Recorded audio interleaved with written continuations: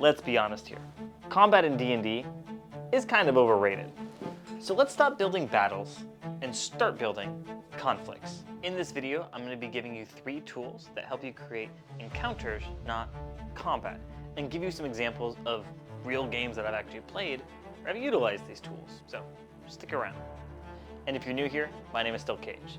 I'm a professional director as my day job. I have many years in acting, and I've been playing this game that we all love so much for over 7 years. Let me give you some tips I've learned along the way, and especially one that I learned recently that I've known for a long time, but it never quite clicked, and maybe you're the same way. If you're anything like me, you look at the 3 pillars of play, exploration, social interaction, and combat as all part of a balanced diet that you get in any given episode of D&D.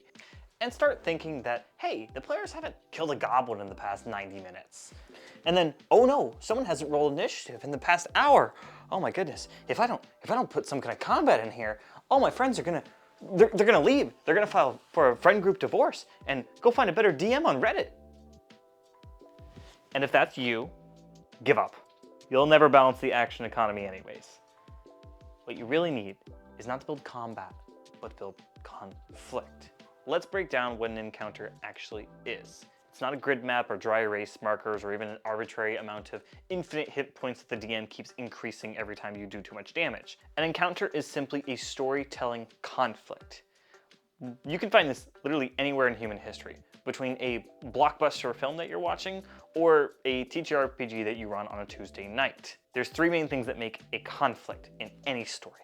It's someone wants something, something's in their way. How are they gonna get it? That's it, just 3. Look at any interesting character ever. They all have these 3 same points. Think about any hero from any genre of anything really that you've seen. Movie, video game, comic books, they all go through the same thing. There's something that they want, whether it's peace or just happiness in life. Someone tries to stop them. The villain wants to rule over something, wants to do something that will upset this way of life. The hero has to stop them to get the piece that they want. I often, when I'm playing Dungeons & Dragons, feel like I have to include combat at least every other episode. Especially for some of my tables, they really like getting into the mechanics of things, and I worry that if I don't give them combat, they're gonna leave. Now, did they ever explicitly tell me this? No. Perhaps my own anxieties and imposter syndrome? Probably. Sometimes as DMs, we fall into the 90-10 rule, which is where we say, hey, I'm a flexible DM. This encounter could go this way or that way. It doesn't really matter. When in reality, we've kind of already leaned it more towards combat versus conversation, because we've ended up spending all this time building stat blocks and battle maps that we kind of want to use it. And there's a fair point to that. If you built a combat that took you hours, you should still be able to run that combat. But to this point, we've already kind of weighed it in one direction or the next. That's not to say you can't weigh an encounter one way or the other. If the heroes are walking into the villain's lair and kicking over all of his nice ornaments that he has laid around, there's only so much you can do. True encounter design would be building a high-stakes situation that could end in a brawl, a tense conversation, or needing to stealth your way out of somewhere. And importantly, all of these are viable options for your players. We don't want to take away player urgency. Not all the time, at least. So let me tell you about a story of my most recent campaign and the massive problem I ran into. Well, hey, didn't see you there. Hey, you look like a chipper fellow. Hey, did you know 98% of people that saw my last video are not subscribed? So get to subscribe it. Or else. This campaign was going to be a psychological horror and mystery themed campaign. Although my players didn't know it was psychological horror. They just knew it was mystery. The problem that I was running into is this was going to be mostly about solving a mystery, questioning, and looking for clues. Very, very little amount of combat. So how the heck do I run D&D without combat? I knew in the first episode there would be combat, and I knew in the last episode there'd be combat against the main boss. But I had to figure out what I'm gonna do in that 3 to 6 episode gap. Turns out, I actually knew what to do the entire time. In the first episode, they had a pretty standard combat against monsters from a nearby forest. But after that, I need to create encounters, or conflict. For the sake of this video, these are the same thing. Conflict is what creates tension. The encounter is the actual situation. In the second episode of this campaign, as they were heading back to the inn, they noticed somebody shady following them in the distance.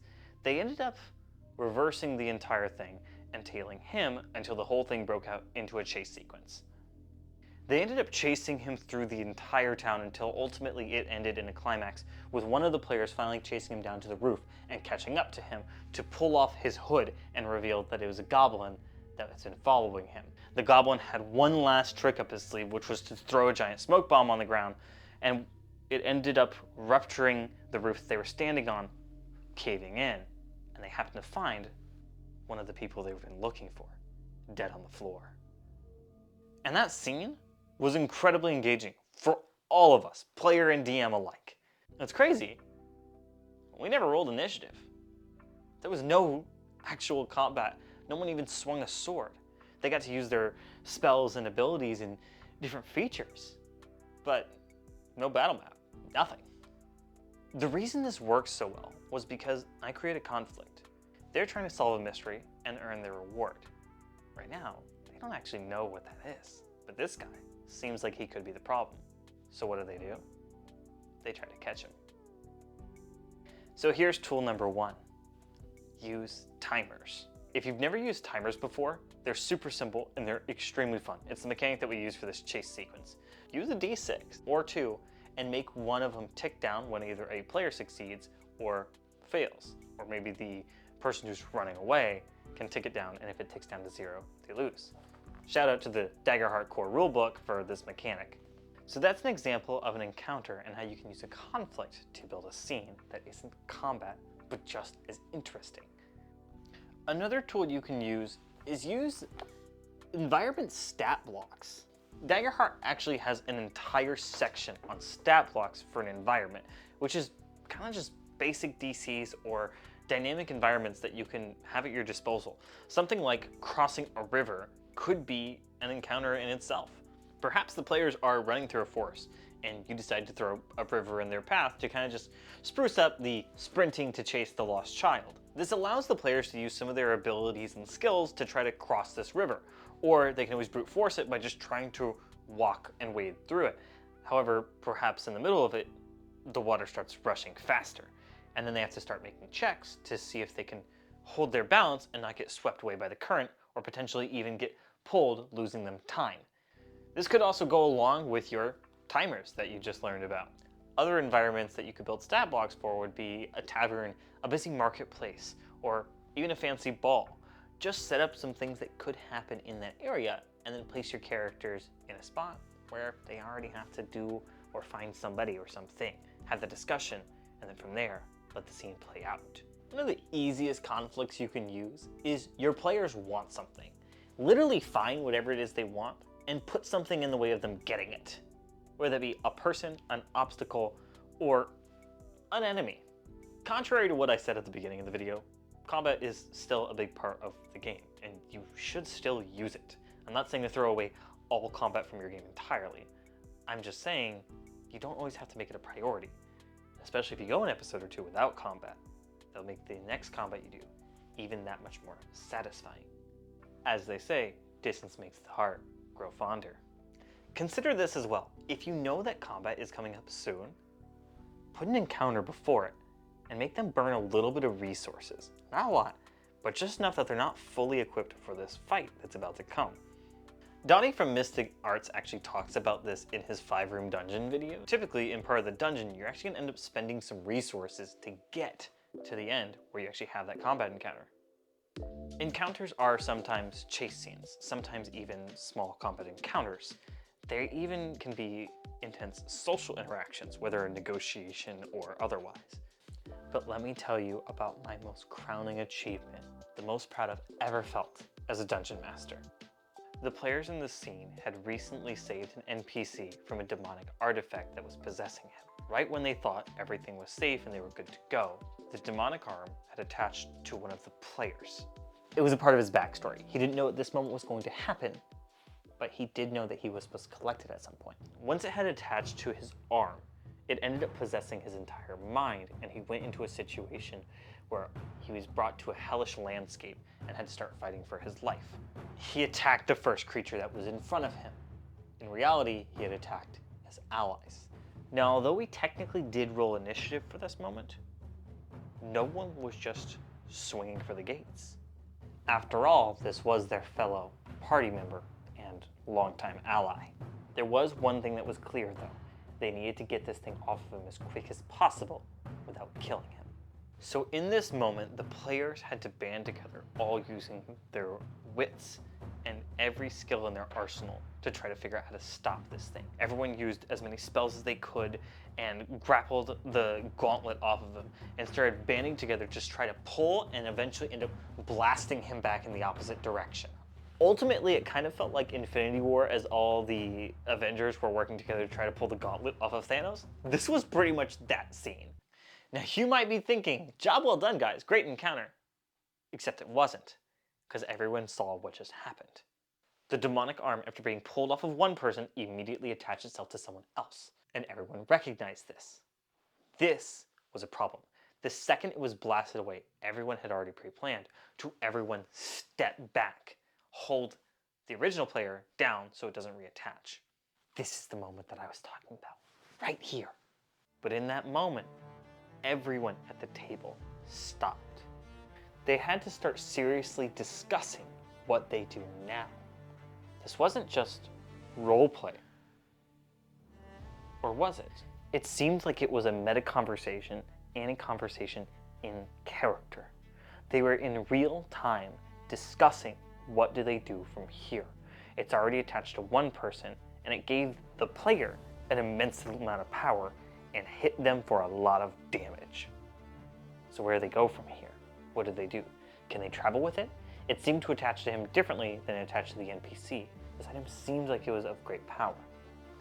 And on one hand, you might see this as good storytelling, and although that might partly be true, the reality of the fact was, I created an intense conflict, an intense encounter, that they were so immersed that even the players who don't typically talk was discussing what to do. This didn't come from combat.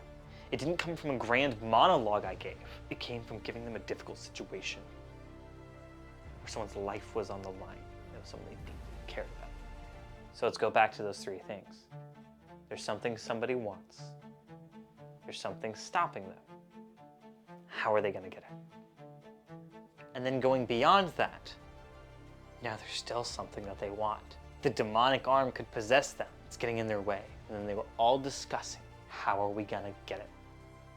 Get it back to camp and, figure out how to sell it for a bunch of money or use it for immense power. But how are they going to get it? Is the gist of it. The reason that this was my favorite moment as a DM was because I immersed my players so well, even though they're not the biggest role play people, that they were in the action for every single second. Because I created a good encounter that was not even combat. And yes, I hear you. Stop glazing yourself still, Cage. But I gotta say, this isn't a glaze. I just feel like this was truly me at my peak. That's right. I have peaked. I will never get better than this. You can stop watching now. Please don't do that. As a third tool you can use, catch a high-stakes social encounter with royalty, someone who seems to be very volatile in their decision-making, someone that the party has to potentially encounter to get something that they're looking for. Make that person hard to talk to. Perhaps not in an annoying way like you won't let them progress and you're harassing them for all the times they've deviated from your story, but maybe they're just not a people person, or heck, maybe they just want to fight. I would highly encourage, if you do something like this though, to still allow the players to win, even if there is combat, but maybe show them there's a better reward if they can pull it off without combat. But don't take away from them because they weren't able to achieve it because of a bad roll, or maybe they're just not great at talking. Hey, listen, I get it. Sometimes that barbarian just got a swinging sword. Who am I to stop him, Yeah, sometimes you like to do the swingy swing. And hey, if you're stuck and you don't know how to make good encounters and you only know how to make crappy, same old combat encounters, say it with me. I'm a bad DM, my players hate me, and things will never get better. Obviously, I'm joking. You're a great DM. I'm sure you are.